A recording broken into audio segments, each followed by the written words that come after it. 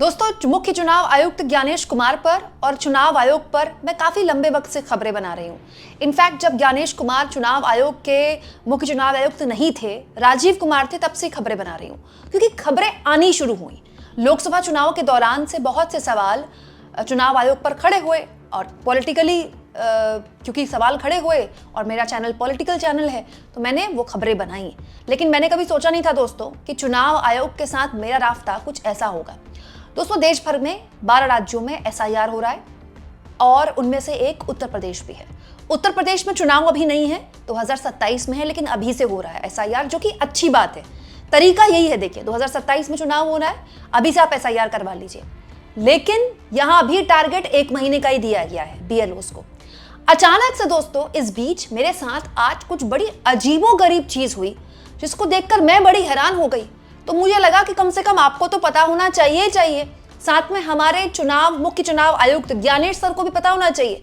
Gyanesh sir, अगर आप मेरा वीडियो देख रहे हो तो प्लीज मेरे सहित बहुत से नोएडा, गाजियाबाद में रह रहे लोगों को, या फिर वो लोग जो सोसाइटीज में रहते हैं, उनकी गुहार सुन लीजिए। दोस्तों, आज मुझे बड़ी हैरानी हुई जब मेरे मोबाइल पर यह मैसेज आया। दोस्तों, ये देखिए, आज की तारीख है 23 नवंबर, सुबह 10:23 पर मेरे पास मैसेज आया। ऊपर लिखा था voter list SIR form information. मैं बड़ी हैरान हो गई। तो मैंने कहा लगा ये SIR इंफॉर्मेशन फॉर्म, क्या मैसेज क्यों आ रहा है? तो मैंने पढ़ा तो पता चला, it is requested that all voters of, मेरी सोसाइटी का नाम है, who have received their SIR forms, they must submit it to their respective BLO today from 12 to 2 p.m. at Clubhouse. Please note that today is the last date of submission. मुझे आज इस message से पता चला दोस्तों कि आज SIR के फॉर्म को सबमिट करने की आखिरी तारीख है।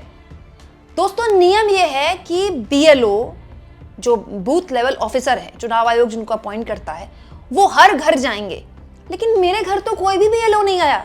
दोस्तों, बड़ी हैरानी की बात है कि एक BLO को कम से कम अगर एक घर में कोई नहीं मिलता है तो 3 बार जाना है। मेरे घर में तो एक बार भी नहीं आया। मैं इसलिए बोल सकती हूँ क्योंकि मैं घर में ही रहती हूँ, बाहर मेरा आना जाना ना के बराबर है ही नहीं। और हाल के दिनों में तो मैं बिल्कुल घर से बाहर नहीं निकली हूँ, बिल्कुल निकली ही नहीं हूँ। तो कोई ये भी नहीं कह सकता कि मैं घर आया था, घंटी बजाई थी, लेकिन आप मिले नहीं। दूसरा, ये फॉर्म बटे कब, जो आज आखिरी तारीख है। तीसरा, मैं क्यों क्लब हाउस जाऊं फॉर्म सबमिट करने के लिए, जब नियम यह है कि BLO मेरे घर तक आएगा।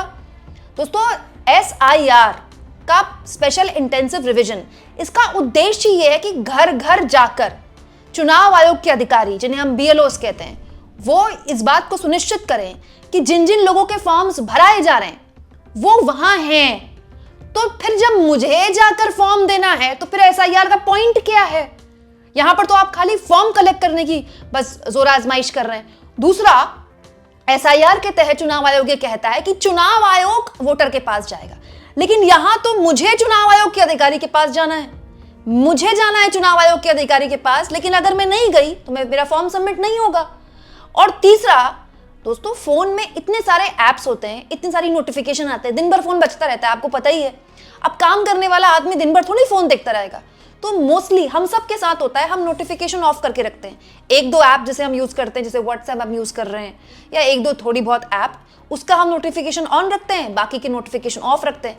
और अगर ऑन भी रखते हैं तो इतनी सारी नोटिफिकेशन आती हैं, इतने सारे अपडेट्स आते हैं नोटिफिकेशन में कि कई बार पीछे चले जाता है नोटिफिकेशन।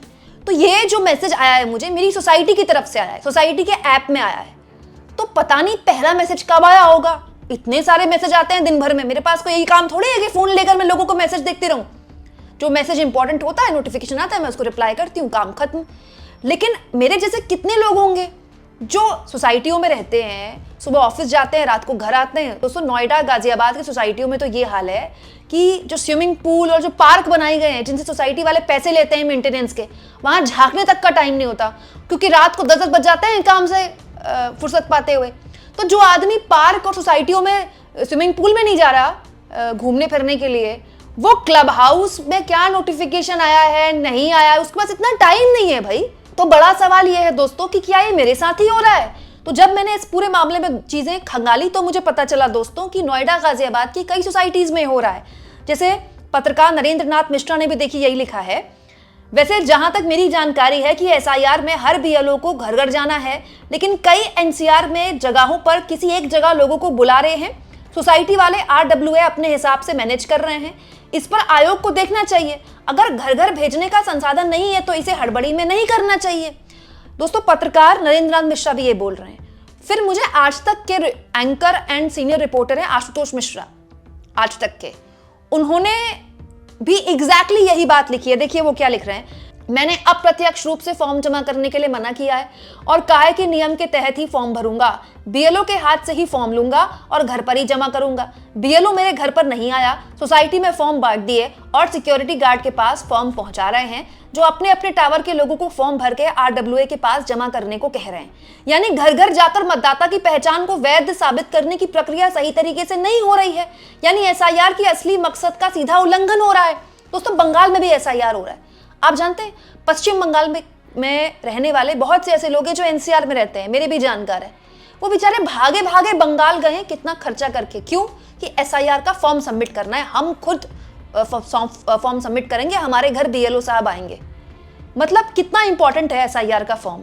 और यहाँ तो बीएलओ साहब घर की घंटी नहीं बजा रहे, वो तो सोसाइटी के क्लब हाउस में बैठे हैं, वो भी केवल 2 घंटे के लिए, 12 से 2, ना आगे ना पीछे। मतलब आप सोचिए, छुट्टी का दिन संडे, उसमें भी आप बीएलओ साहब के लिए टाइम निकालिए।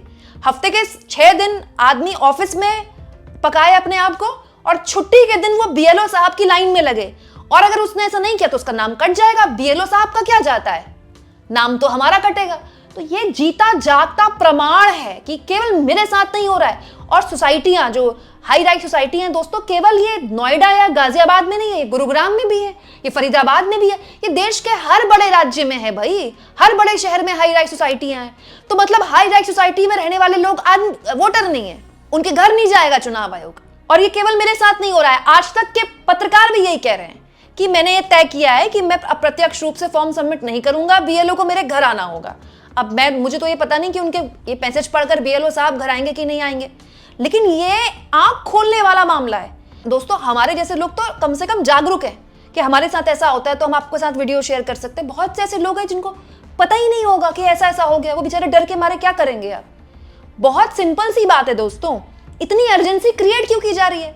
2027 में चुनाव है ना यूपी में, तो आप एक राज्य में तो कम से कम 6 महीने देकर कर लीजिए।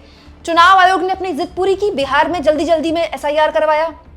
चुनाव आयोग पश्चिम बंगाल में अपनी जिद पूरी कर रहा है, जल्दी जल्दी में वहां पर एसआईआर करवा रहा है। एक बार चुनाव आयोग दूसरों की भी सुन ले।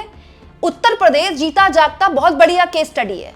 चुनाव आयोग ये कह दे कि यूपी में अभी चुनाव में बहुत दिन है, हम एक काम करते हैं, यूपी में बीएलओस को पूरा एक महीना नहीं, पूरे 6 महीने का वक्त दे देते हैं। लेकिन बीएलओ ये सुनिश्चित करे कि वो घर घर जाकर लोगों की घंटी बजाए, लोगों को जिस उद्देश्य के साथ एसआईआर किया जा रहा है वो भी हो जाए। इससे क्या पता चलेगा? इससे चुनाव आयोग को अलग अलग केस स्टडीज मिल जाएंगे कि जहां पर हमने 1 महीने में कराया वहां हमें क्या रिजल्ट मिले, जहां हमने 6 महीने में कराया वहां क्या रिजल्ट मिले। ये भी तो एक तरीका था, लेकिन नहीं। जहां चुनाव 2 साल बाद है वहां भी 1 महीने में अर्जेंसी सर पर डंडा लेके, नहीं 1 महीने में करना है आपको, 1 महीने में करना है। जहां 2 महीने बाद है वहां भी अर्जेंसी है। मतलब ये किस लेवल की अर्जेंसी है? ऐसी भी क्या बात हो गई? और जब बीएलओ हर घर नहीं आ रहे हैं तो फिर एसआईआर का औचित्य क्या है? तो दोस्तों, सामान्य वोटर आईडी कार्ड भी चुनाव से पहले ऐसे ही बनते हैं सोसाइटियों में। सोसाइटियों में अगर आप रहते हैं और आपने अपना पुराना शहर छोड़ दिया है, नया शहर बनाया है, चुनाव से पहले वैसे भी जो लोग भी अपना वोटर आईडी कार्ड अपडेट कराना चाहते हैं, एड्रेस चेंज करवाना चाहते हैं, उनके लिए भी यही व्यवस्था है। वो एसआईआर नहीं है तो ये तो वही व्यवस्था हो गई। तो इसमें एसआईआर क्या हो रहा है? अलग क्या चीज है इसमें? दोस्तों, इसमें किसी बीएलओ को दोष भी नहीं देना चाहती। क्यों?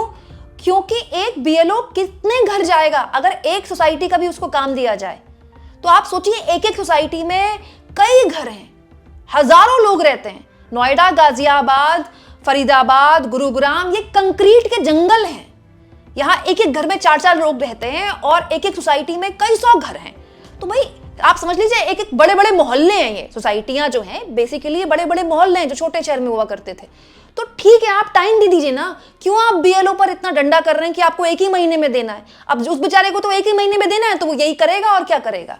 आप इस मुद्दे पर क्या सोचते हैं दोस्तों? कमेंट बॉक्स में जरूर लिखें और जितना हो सके चैनल को शेयर भी करें, सब्सक्राइब भी करें और थैंक्स और ज्वाइन के ऑप्शन से अगर आप चाहें तो कुछ आर्थिक मदद भी चैनल की जरूर करें।